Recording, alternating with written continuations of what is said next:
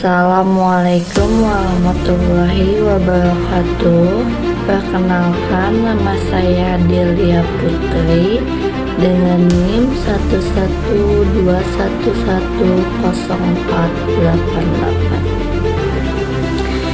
Selamat datang di video ini.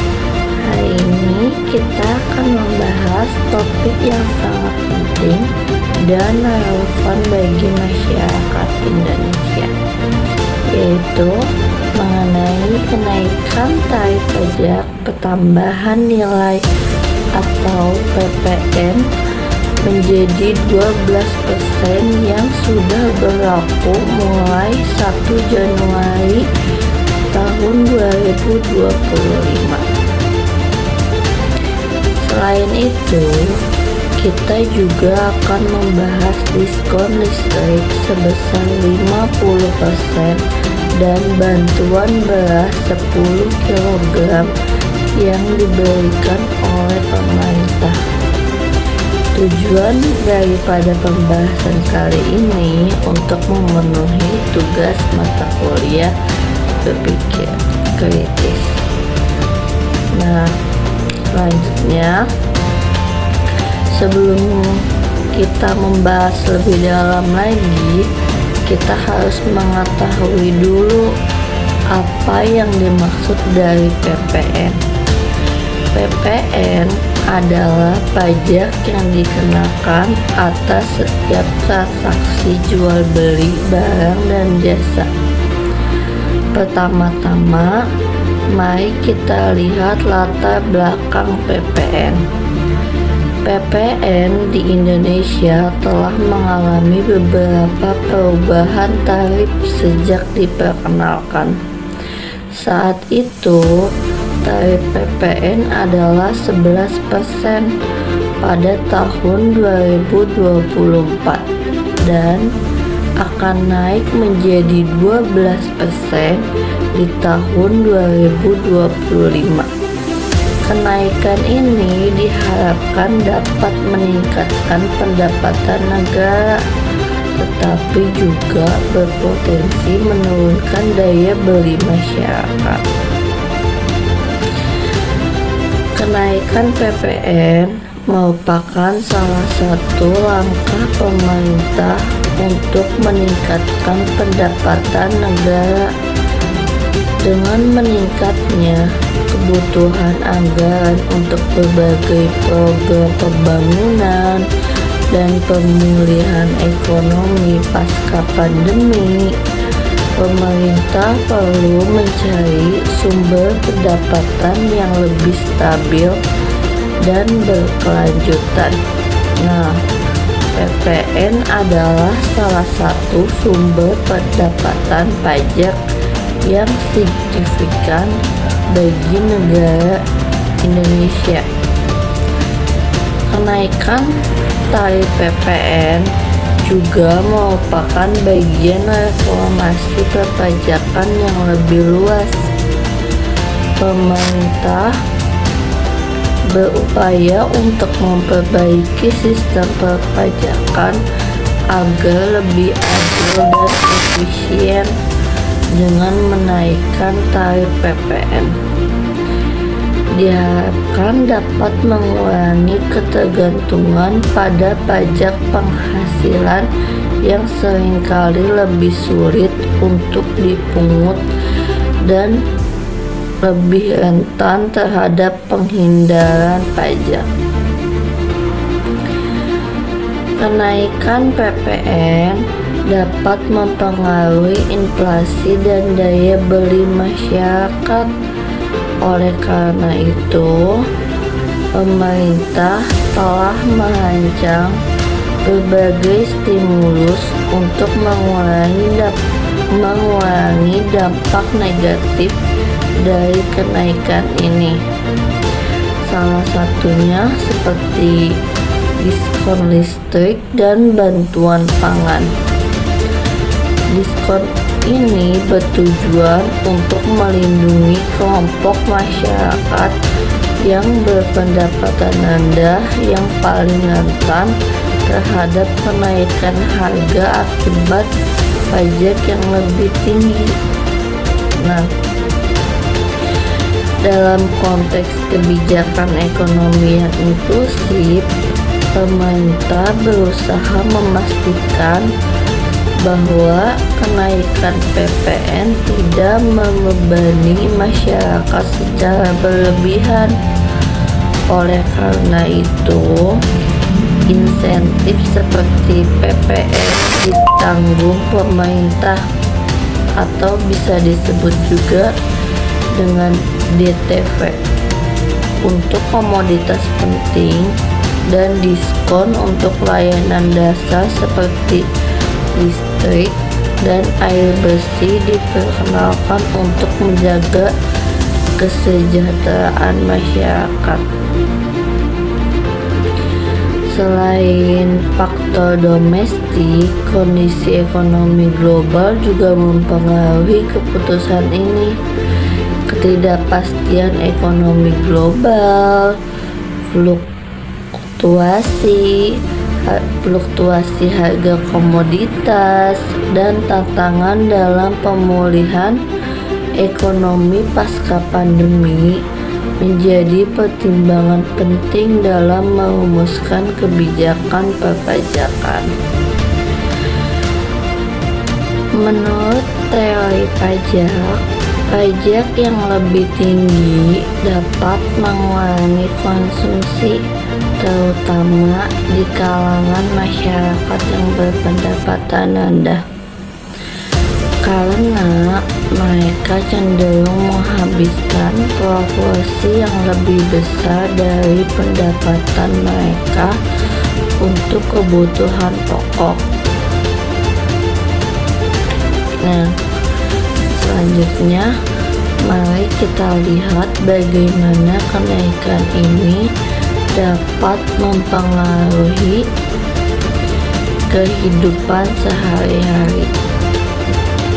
Adapun dampak dari kenaikan PPN dan bagaimana hal ini mempengaruhi kehidupan sehari-hari yang sudah saya pribadi rasakan, diantaranya yang pertama yaitu dampak ekonomi makro, inflasi. Kenaikan PPN dapat menyebabkan inflasi, yaitu peningkatan harga barang dan jasa. Ketika PPN naik, produsen dan pengecer cenderung akan menaikkan harga jual untuk mempertahankan margin keuntungan mereka. Nah, ini nih, kayak gini nih, dapat mengakibatkan kenaikan biaya hidup bagi masyarakat, terutama bagi mereka yang bergantung pada barang dan jasa yang dikenakan PPN. Nah, daya beli. Kenaikan harga akibat inflasi juga dapat mengurangi daya beli masyarakat. Kelompok masyarakat yang berpendapatan rendah dan menengah akan merasakan dampak yang lebih besar karena proporsi pengeluaran mereka untuk barang dan jasa yang akan dikenakan PPN menjadi lebih tinggi. Nah, yang kedua, ada dampak pada sektor tertentu seperti barang kebutuhan pokok. Kenaikan PPN ini akan mempengaruhi harga barang kebutuhan pokok seperti beras, ya, minyak goreng udah naik, gula. Meskipun pemerintah memberikan insentif seperti PPN ditanggung pemerintah untuk beberapa komoditas, tapi tidak semua barang akan mendapatkan perlakuan yang sama. Hal ini dapat menyebabkan ketidakpastian harga di pasar. Nah, layanan dasar. Kenaikan PPN juga akan berdampak pada layanan dasar seperti listrik dan air. Meskipun ada diskon untuk pelanggan tertentu, kenaikan tarif secara umum dapat mempengaruhi anggaran rumah tangga, terutama bagi keluarga dengan pendapatan rendah. Yang ketiga, yaitu dampak pada usaha kecil dan menengah UKM. Mengenai biaya operasionalnya, UKM yang beroperasi dengan margin keuntungan yang tipis mungkin akan kesulitan untuk menyerap kenaikan biaya akibat PPN. Mereka mungkin terpaksa menaikkan harga produk atau jasa mereka yang dapat mengurangi daya saing di pasar. Nah, mengenai pajak dan kepatuhan, kenaikan PPN juga berarti bahwa UKM harus lebih memperhatikan kepatuhan pajak. Ini dapat menambah beban administrasi dan biaya operasional, terutama bagi usaha kecil yang mungkin tidak memiliki sumber daya untuk mengelola pajak dengan efisien. Nah, yang keempat, ada dampak sosial ketidaksejahteraan. Kenaikan PPN dapat memperburuk ketidaksetaraan sosial. Masyarakat berpendapatan rendah akan lebih merasakan dampak dari kenaikan harga barang dan jasa. Sementara kelompok berpendapatan tinggi mungkin tidak terlalu terpengaruh. Ini dapat memperlebar kesenjangan antara kelompok-kelompok dalam masyarakat. Kesejahteraan masyarakat. Nah, untuk mengatasi dampak negatif dari kenaikan PPN, pemerintah telah merencanakan berbagai program bantuan seperti diskon listrik dan bantuan pangan. Namun, efektivitas program-program ini dalam menjangkau masyarakat yang membutuhkan akan sangat menentukan dampak keseluruhan dari kebijakan ini. Nah, yang kelima, ada perilaku konsumen.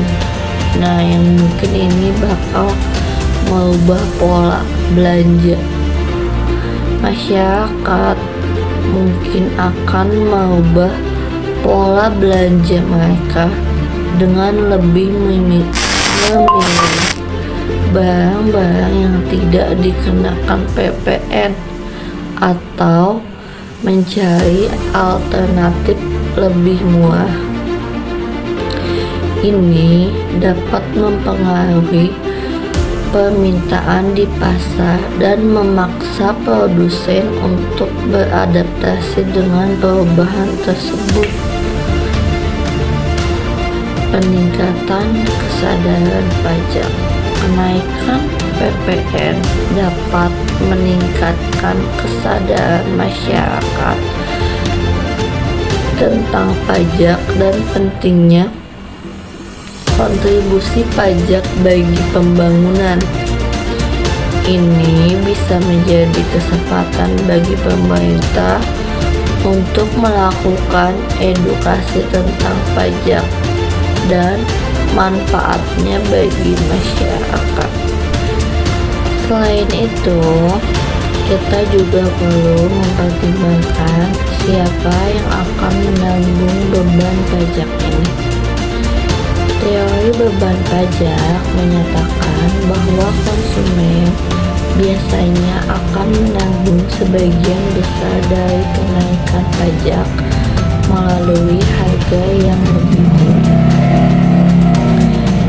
Ini berarti bahwa barang-barang kebutuhan pokok akan menjadi lebih mahal, yang akan berdampak pada masyarakat berpendapatan rendah.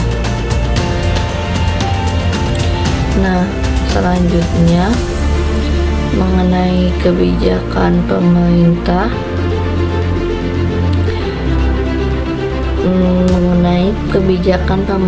yang memberikan diskon 100% untuk pajak pertambahan nilai atau PPN pada mobil listrik. Kebijakan ini merupakan langkah strategis yang tidak hanya bertujuan untuk mendorong adopsi kendaraan ramah lingkungan, tetapi juga sejalan dengan tujuan pembangunan berkelanjutan dan transisi energi. Nah, mari nih kita lihat lebih dalam dengan menggunakan beberapa teori yang relevan. Yang pertama yaitu kita akan membahas dari perspektif teori ekonomi lingkungan. Mobil listrik menghasilkan eksternalitas positif, yaitu manfaat yang tidak langsung dirasakan oleh masyarakat, seperti pengurangan polusi udara dan emisi gas rumah kaca.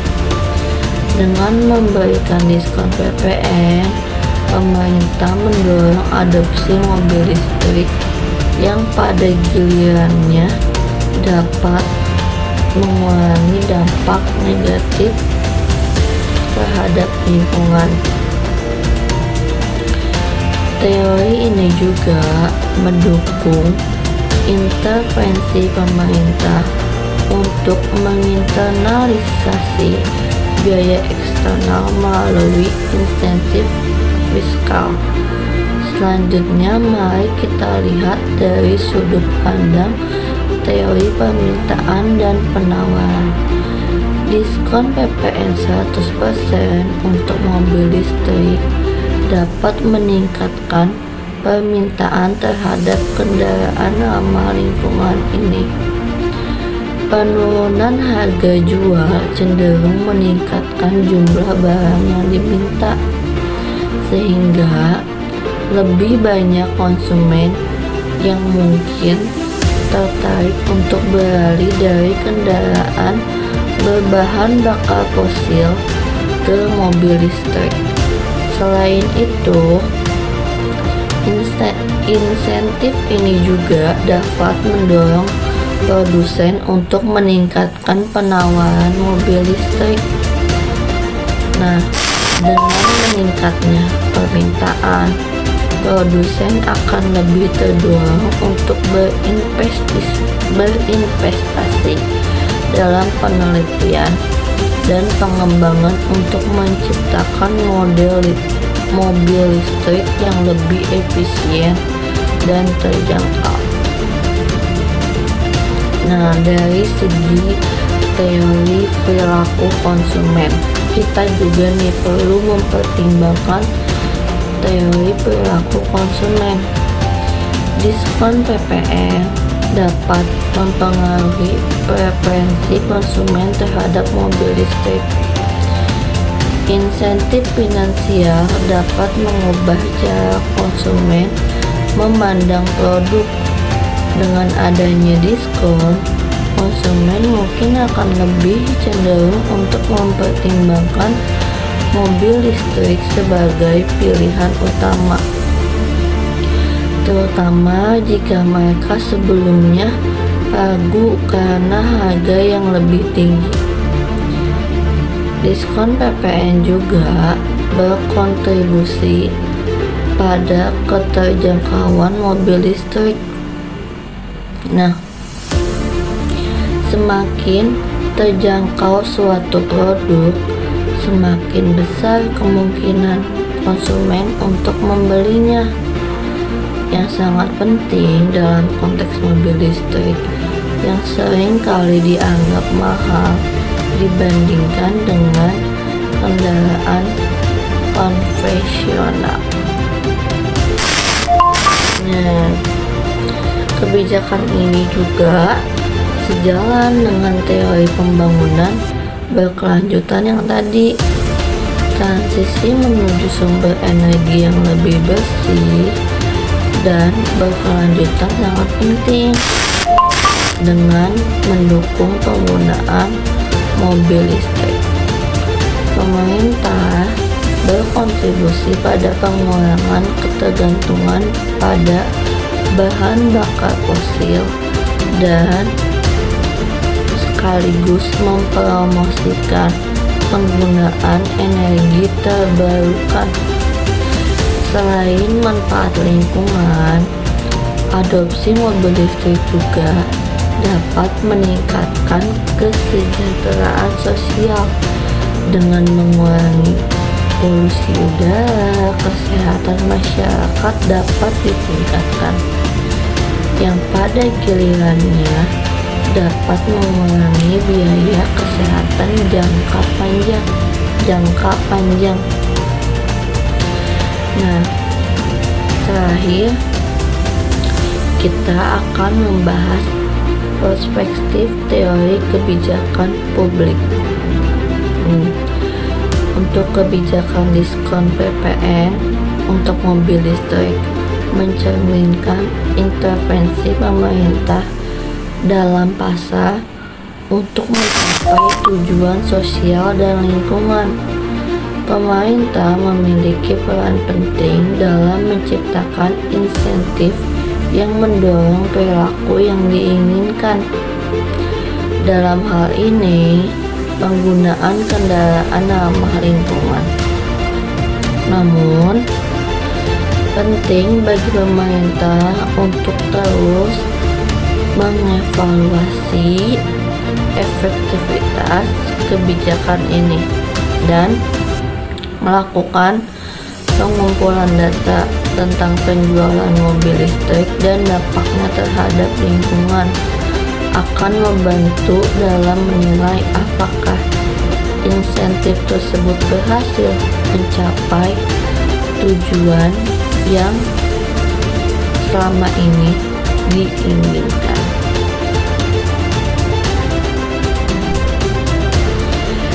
Dari segi sosial, kebijakan ini dapat mempengaruhi distribusi pendapatan. Apakah kebijakan ini adil bagi semua lapisan masyarakat? Menurut teori keadilan sosial, pajak seharusnya tidak membebani kelompok berpendapatan rendah secara berlebihan.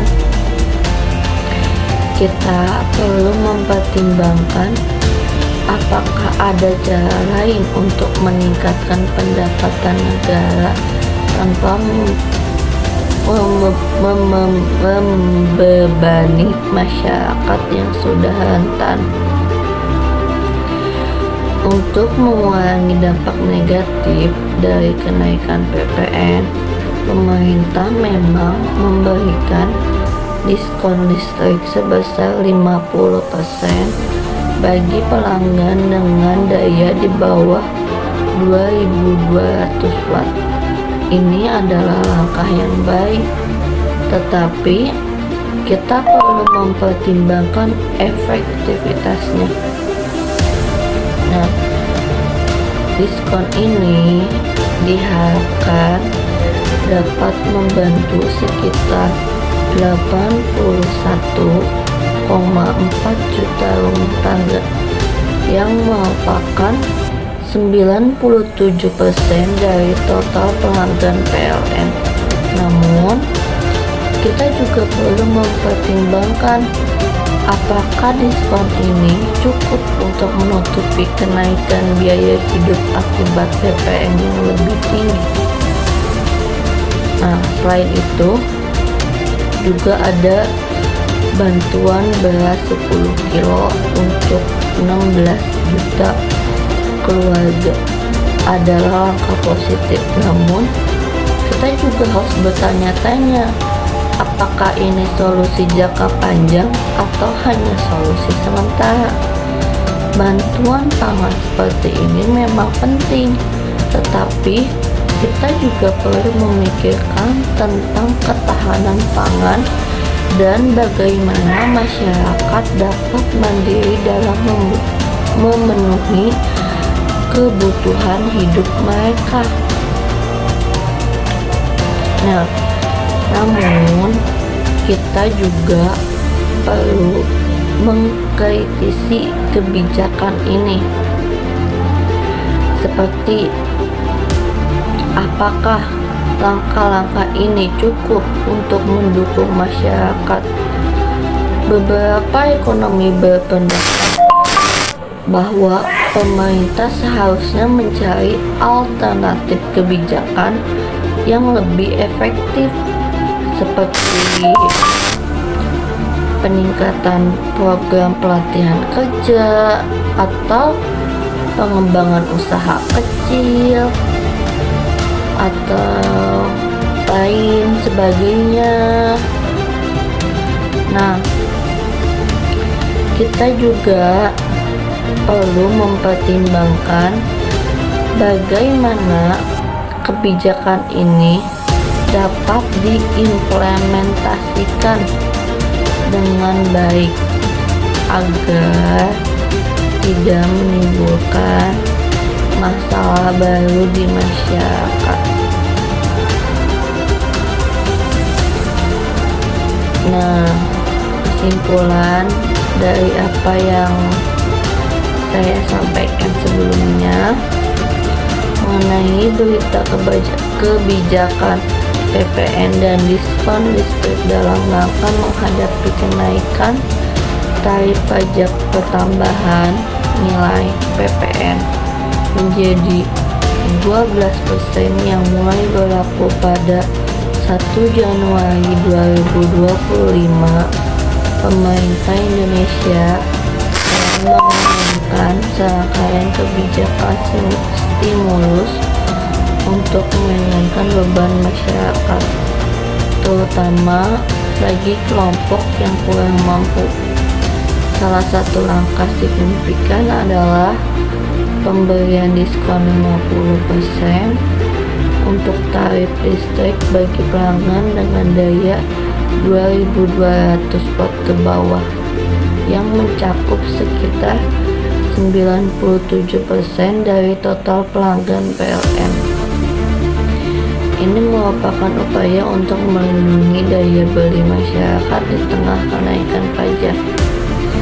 Selain itu, pemerintah juga akan memberikan bantuan pangan berupa beras sebanyak 10 kg per bulan selama 2 bulan kepada 16 juta keluarga. Penerima manfaat ini, kebijakan ini ditunjukkan untuk membantu masyarakat yang berada di kelompok desil 1 hingga desil 4 yang paling rentan terhadap dampak ekonomi dari kenaikan PPN. Nah, dengan langkah ini diharapkan dapat meredam efek inflasi dan menjaga stabilitas sosial. Di sisi lain, untuk sektor usaha mikro kecil dan menengah atau UMKM, pemerintah memperpanjang insentif pajak penghasilan atau PPh finalnya 0,5% bagi UMKM dengan omset tertentu sebagai bentuk dukungan untuk meningkatkan kemandirian dan pertumbuhan sektor ini. Kebijakan ini menunjukkan komitmen pemerintah dalam memberikan perhatian kepada pelaku usaha kecil yang menjadi tulang punggung ekonomi nasional. Secara keseluruhan, kebijakan yang diambil oleh pemerintah mencerminkan upaya untuk menciptakan keseimbangan antara peningkatan pendapatan negara melalui pajak dan perlindungan terhadap masyarakat yang paling terdampak. Dengan berbagai insentif dan bantuan yang diberikan, diharapkan dapat mendorong pertumbuhan ekonomi yang inklusif dan berkelanjutan,